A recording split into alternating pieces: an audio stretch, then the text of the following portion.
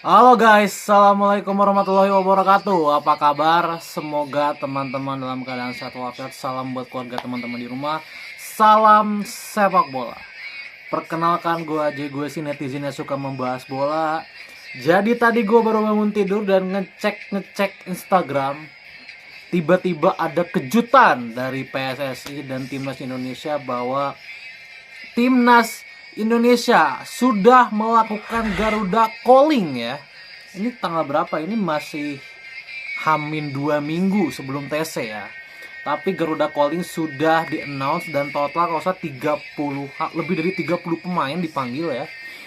Ini berarti proporsional ya. Jadi berarti masih akan ada nama yang dicoret ya berarti ya, karena nggak mungkin semuanya dibawa. Oke, jadi Garuda Calling sudah di-announce dan ada satu nama yang ternyata tidak dipanggil ya.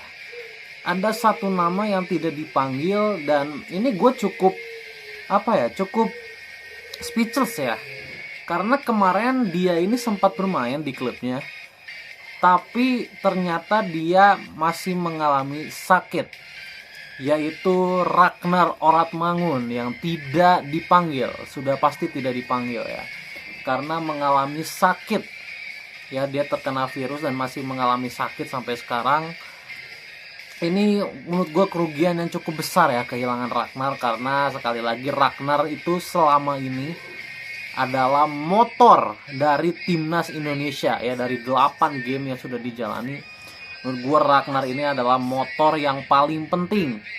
Dia selain dia di depannya bagus ya, dia juga adalah seorang, bisa gue bilang, winger playmaker yang sangat baik gitu. Winger playmaker yang sangat baik. Dan kalau bicara penggantinya, menurut gue ya Ragnar nggak ada penggantinya. Sulit lah mencari pengganti yang selevel Ragnar gitu. Jadi sangat disayangkan ya, di laga sepenting menghadapi Cina terutama Ragnar tidak bisa bermain. Terlebih lagi kita udah kehilangan Marcelino Ferdinand, kita udah kehilangan Martin Paes gitu ya. Jadi depan ini dua pemain inti kita nggak bisa main ya. Dua pemain yang menemani oleh Romani di pertandingan melawan Bahrain ya, Ragnar dan Marcelino tidak bisa main. Jadi ya kalau bicara penggantinya tadi, squad yang dipanggil oleh Patrick Kluivert di lini depan itu masih ada Egy ya. Egy sudah fit. Kemudian ada Rafael Strike tentu saja, ada Septian Bagaskara, ada Ramadan Sananta, ada Ole Romani.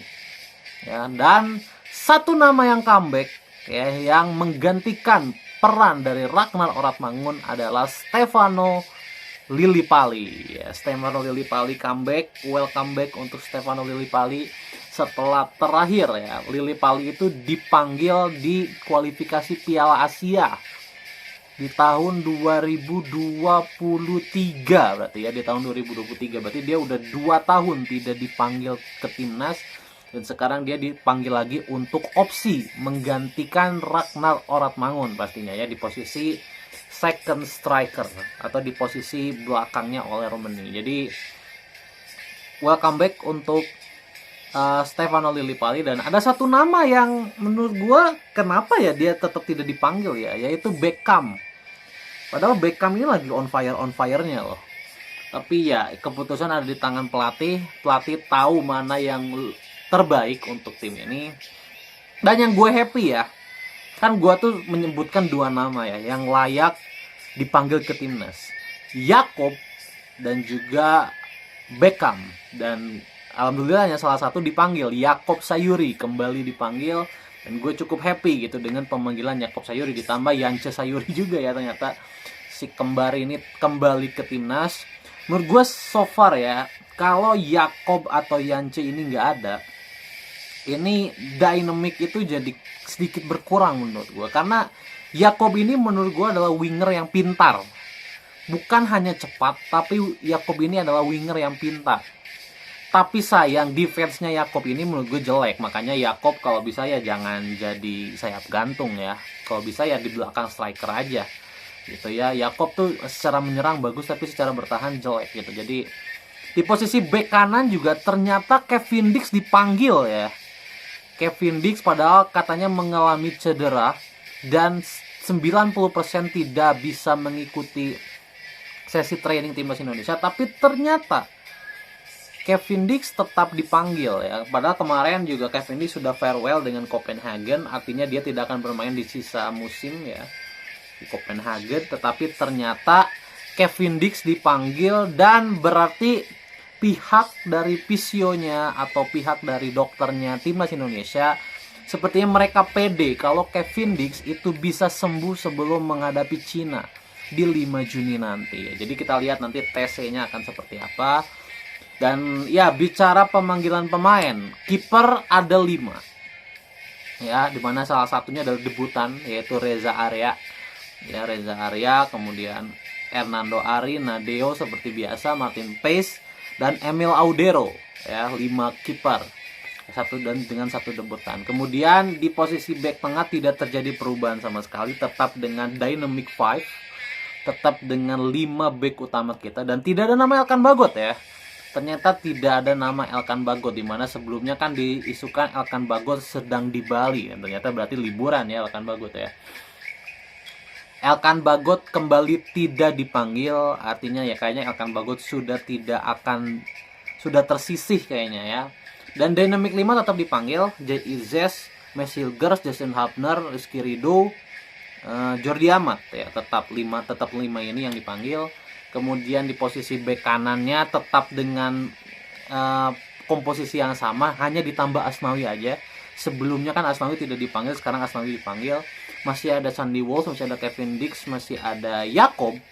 Ya, Yakob dianggapnya bek kanan. Yakob, kemudian ada Asnawi, ada Eliano Reinders. Di posisi bek kiri masih sama, Pratama Arhan gitu ya. Yance Sayuri, Pratama Yance, kemudian Shane Patinama, Dean James dan juga Calvin Verdong masih sama. Di tengah juga masih sama, Marcelino, Tom Hai, Ricky Kambuaya, Ivar Jenner, Nathan John, Joy Pelupesi. Belum ada yang berubah. Di depan kehadiran Ragnar Oratmangun digantikan Stefano Lillipali, sisanya tidak ada yang berubah. Ya, dimana Hoki Caraka akhirnya tidak dipanggil ya. Jadi sisanya adalah Rafael Strike, Septian Bagaskara, Ramadan Sananta, ya, Ole Romani, gitu ya, Stefano Lillipali, kemudian Egy Maulana Fikri di lini depan ya. Jadi total 30 berapa? 6, 5, 6, 17, 22, 27, 32 pemain ya. Total 32 pemain dan nanti pastinya akan dikerucutkan kembali karena semuanya nggak mungkin dibawa. Ya, kan 23 pemain ya. Berarti ini semuanya adalah opsional ya, bisa ditarik ulur. 9 pemain berarti tidak akan mengisi DSP di pertandingan melawan Cina. Jadi tergantung dari hasil TC pastinya. Tergantung dari hasil TC gitu. Jadi good luck untuk pemanggilan pemain ini, good luck untuk TC-nya untuk ke-32 pemain. Semoga di TC nanti kalian memberikan yang terbaik. Semoga nanti di pertandingan-pertandingan uji coba, karena nanti ada pertandingan uji coba kan sebelum menghadapi Cina, ada 1 game katanya. Jadi kita lihat apakah di TC nanti dan uji coba ke-32 pemain ini bisa memberikan yang terbaik, terutama untuk nama-nama yang bisa gue bilang debutan di eranya Kluivert ya. Kan kalau bicara debutan berarti Asnawi ya, Asnawi kan debutan di eranya Kluivert. Stefano Lillipali juga debutan di eranya Kluivert. Kemudian siapa lagi ya yang tidak dipanggil sebelumnya? Yance dan Yakob ya. Yance dan Yakob juga tidak dipanggil di pertandingan sebelumnya. Jadi semua yang debutan di eranya Kluivert gitu ya, yang baru dipanggil sekarang, semoga bisa membuktikan kelasnya. Semoga bisa membuktikan kalau mereka layak. Ya. Jadi itu aja. Jadi good luck sekali lagi untuk timnas Indonesia. Ini adalah pertandingan yang super penting. Kita wajib menang untuk bisa mengamankan posisi peringkat 4. Kita wajib menang gitu ya, supaya nanti menghadapi Jepang kita udah nggak perlu worry lagi kalau nanti harus kalah ibaratnya. Kan kalau lawan Jepang kan calculated loss ya.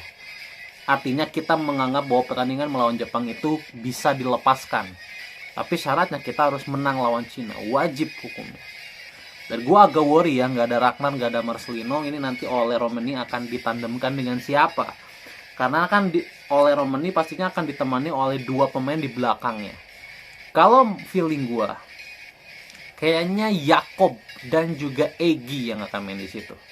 Jadi bukan sisanya ya, atau Sananta, Bagaskara, Lillipali gitu ya. Mungkin Egy dan Yakob, karena Egy dan Yakob yang sedang on fire di Liga 1 saat ini. Jadi gue harapkan pemain-pemain ini bisa memberikan 200% untuk pertandingan yang penting ini ya. Oke? See you.